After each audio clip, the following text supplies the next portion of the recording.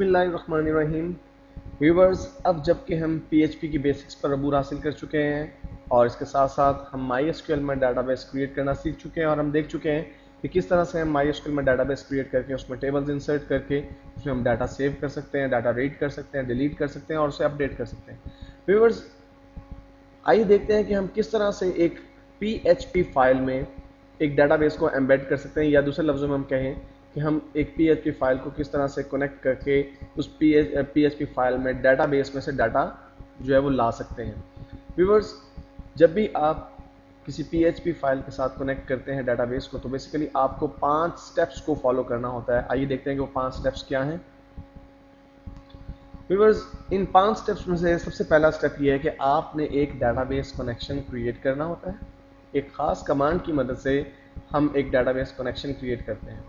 Viewers, जब आप एक डाटाबेस कनेक्शन क्रिएट करते हैं तो आपकी वो स्पेसिफाइड PHP फाइल जिसमें आपने वो डाटाबेस कनेक्शन क्रिएट किया होता है आपके टोटल डाटाबेस से कनेक्ट हो जाती है।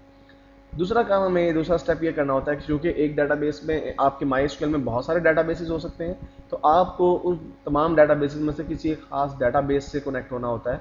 तो आप सिलेक्ट करते हैं उस डाटाबेस को जिसे आप इस्तेमाल करना चाहते हैं स्टेप 2 में।